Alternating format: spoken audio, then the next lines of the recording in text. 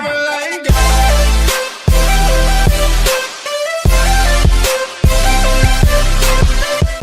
What is up, everybody? Skratch here. Welcome to another Raid Shadow Legends video. We are currently on the test server, guys, and you know what? I didn't have a chance to actually make a video to make a guide on the Fusion Champion, so we're gonna have a quick look at Sigmund The Highshield. Now, before we jump over into that, guys, I just want to give you a heads up. We do have access to the buffed champions and the nerfed champions that are coming in the next patch, or it already happened in this patch today. I'm not even 100% sure. I didn't have a chance to actually go on the actual game. I've only been on the test server. So stay tuned for tomorrow. I already recorded some videos yesterday that are gonna drop tomorrow. So stay tuned to see what's gonna happen with some of the champions that got some nice buffs, especially Creep King Graal. Now, having a look at Sigmund the Highshield, guys, is it worth it for you to go and fuse the champion? This champion is not an endgame champion whatsoever, but it's a progression champion. Now, the only thing that's kind of gonna beat this theory in the head is that the epic champions are progression champions too. So what should I do? Should I actually get the legendary just because he's a legendary champion and wow, I have no gold on my account? Or should I go for the purple ones? They're easier to book and I can get more than one, so I can actually use those champions in different parts in the game. What should I do, right? So this champion doesn't look bad, okay? It's not trash. It's better than the previous two fusions, but it's a progression champion. It has pretty tanky stats, 20,000 HP, 1.3k defense, decent speed, decent resistance. Now, his skills, on the other hand, they require tons of books, right? 2 books, 7, 12 books in total to make a better use of the champion, to decrease the cooldowns of the skills. If not, this one is on a 4-turn cooldown, this is on a 5-turn cooldown, and the A1 right here is decent. The aura is only for the Doom Tower as well. The passive sounds pretty good as well, but again, it's not something wow. It's not a unique champion. It's not something to be like, wow, I feel like if I don't get this champion on my account, I don't know what's gonna happen. Honestly, if you have a Dark the Pierced, if you have a Stag Knight, if you have a champion like Umbral Enchantress, if you have other champions that can AoE provoke, can AoE land decrease attack, etc., you're not gonna need this champion. On my free-to-play account, I have a Dark the Pierced. I'm not even thinking, like from the very first second I've seen his kit, it didn't even went through my mind to try and get a fusion. I focus straight on the epics because I know that he's not really gonna make a huge change on my account. While the epics champions, like I'm gonna get the Mita, she's gonna change my clan boss team, she's gonna definitely help my progression for the rest of the things in the game. Then we have the Dar, the Hungerer, another amazing epic champion, which again is gonna boost my progression 1,000 times more than this one, because I'm gonna be able to go through all the dungeons. I'm gonna have a reviver. I can push the faction wars. Now again, he's gonna be amazing for faction wars, this champion, okay, for the banner lords.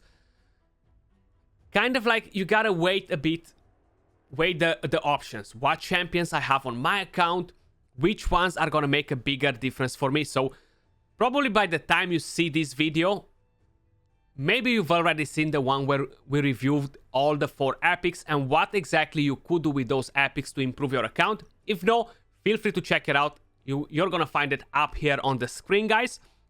Now, the main idea with this champion is that I haven't got him fully booked now. Okay, so we're gonna test him like that a bit, and we're gonna take him in the Doom Tower fully booked afterwards to see if he's enough as a CC champion or no. In terms of arena, he's tanky, but then he's not gonna do anything better than Umbral Enchantress, for example. She's actually better because you have provoke for 2 turns instead of 1. So total stats on him, guys, we have 55,000 HP, 4k defense, 224 speed, full crit rate, 221 crit damage, 302 accuracy. Not fully booked, solid stats on a regen set and an immortal. You can go on a relentless as well. I gave him these sets because he's gonna provoke, he's gonna get attacked back a lot, so I just want to make sure we're gonna be able to sustain him, to keep him alive.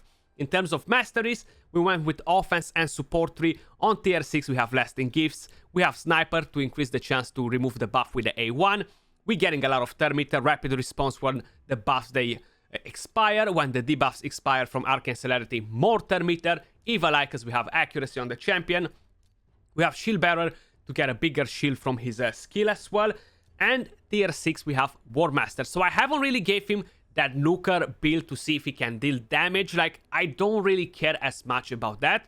I want to see how much he can actually help my team. Now, true, he is better than a Dark the Pierce on a Stag Knight. He needs more books, much harder to get. He's better because you have Strengthen and you have Shield on a 3-turn cooldown, okay? So we cannot take this away from him. So this makes him pretty solid overall, but just as a progression champion. I feel like once you reach the end game, you're gonna vault him. He's not really gonna help you as much. Maybe just for faction wars, you know? But then again, you can get different champions for faction wars. Let's see what he can do without books. So I personally find him reliable enough to land that provoke without being booked. My only issue with that is that is on a 4-turn cooldown, not booked, okay? So I want to have a shorter cooldown. That's my thing with it, you know? So I'm actually going to manual that part here. So there we go. We have two hits, okay? Let's see everything that he does here. So 1 and 2. We landed attack down on everyone. We landed provoke on 3 of the enemies. Pretty good overall. It's not bad, considering that it's not fully booked. So this is mainly for you guys to have an idea what exactly this champion can do for you as a non-booked champion. You know what I mean? But I definitely feel like I could run different provoke champions, a different attack down champion, and I'll still go for the epic champions. Like, Demita, guys, she's such a unique champion. I would really suggest you don't miss on her. Like, when we had the Mother Sibel fusion, the red face one, I skipped the legendary fusion. You know why? I kept Magnar, because even though I know I open tons of shards, right? Like, probably I open hundreds of shards a month. I still know, and I'm conscious that I might not get that epic champion anytime soon, okay? Sometimes it takes me months and months to get my hand on an epic champion, and how I specified, I open tons and tons of shards, right? Well, put yourself in that position. You are opening probably less shards, okay? And nothing near what I'm opening if you're a free-to-play or a low spender. Imagine if you're not lucky, like to get a champion of a shard and be like super lucky, it's gonna take you such a long time to put your hand on that epic champion, and then you might regret it that you went for the legendary fusion and you skipped those epic champions. I'm always telling you guys, you know what? Go and get a legendary champion. It's a free legendary, why not? It's easier to get an epic champion. But honestly, I feel like that Void epic champion is so unique and is so much better for progression in terms of clan boss, dungeons, just generally, that I wouldn't suggest you to go for the legendary. This time around, this is the first time when I'm telling you guys, don't do the legendary, go and get the epic. Of course, you're still gonna decide on your own. You're gonna decide what exactly to do, but I really feel like the epic champions are awesome this time around, and it's a very hard decision in what exactly to do. Get the legendary, get the epics, and call it a day, you know? Plus, I'm gonna get 2 epic champions on my free-to-play account. I already specified it on the previous video. We do have the Halloween fusion coming up as well, guys. That should be around 3 weeks away, 3 weeks and a half away till the Halloween fusion. I have a feeling that's gonna be a nice one, or at least I'm hoping it's gonna be a nice one. So the reason I'm only gonna go for 2 epic champions is because I wanna save as many resources as possible to be able to get that fusion done in case if it's gonna be something extraordinary, you know? This is the test server, we're gonna have to sell that. Now, you've seen how the champion kind of performs. Not booked. He's decent. Pretty reliable to land at least attack down or provoke on all the team because he has double hit, and a 70% chance is a pretty high chance to do it.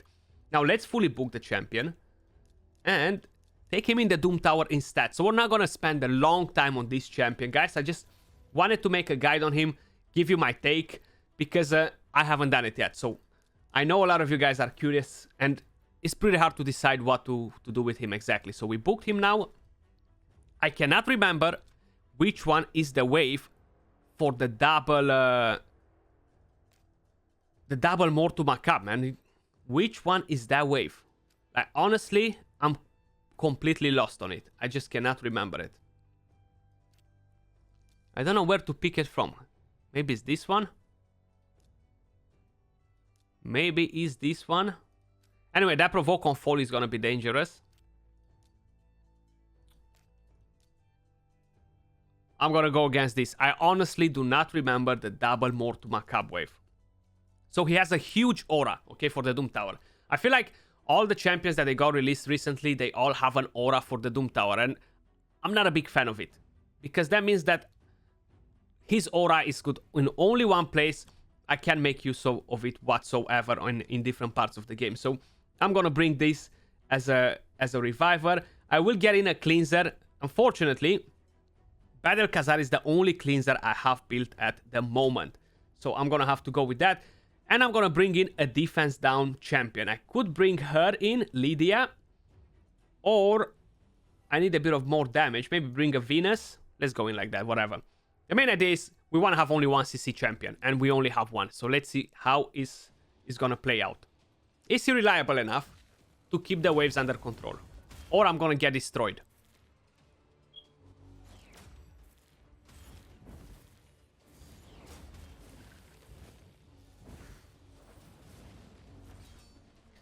Let's see, let's see. So we landed provoke on 3 champions out of 5. We have a tag down on everyone again, which is awesome.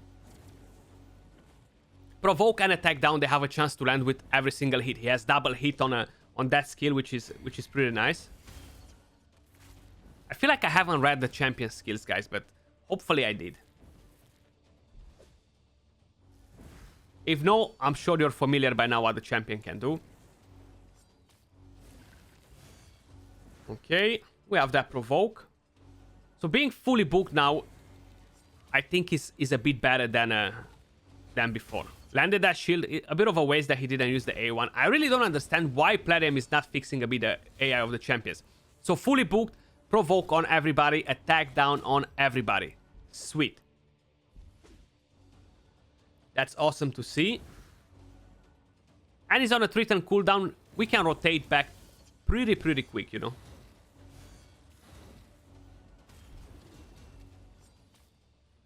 Okay. We got that shield, we got that strengthen up and running. Beautiful. Definitely an awesome champion for progression. I cannot take that away from him. He's dope for progression. Even on a relentless set, he's gonna go crazy.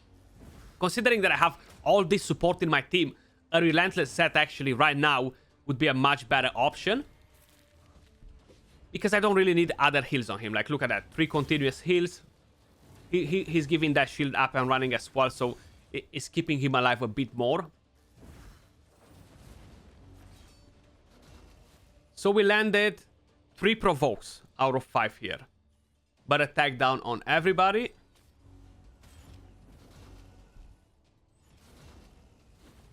Okay.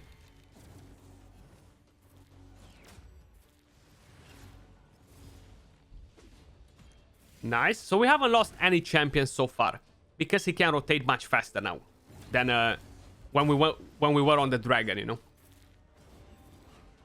Even though that shield is not huge, it's still something better than nothing. Okay, we just said it. We just lost one. As soon as I said it, we just lost one. Funny enough. Okay, bring in the revive. I love this epic champion. Honestly, I can't wait to put my hand on him. I really needed a reviver for my free-to-play account. I only have like 30 plus ancient shards to open this weekend there, guys. And I was really hoping for a reviver. But now, if I'm not getting one, it's not the end of the world, because I'll be looking for that champion. Now, what happened here? Finish battle execution files. Battle record validation failed. Seems like the test server is really buggy this time around, guys. It's nothing much that I can really show you with this champion to be like, wow, he's spectacular, he's amazing. He's a good progression champion. CC, attack down, shield. He's not a bad champion.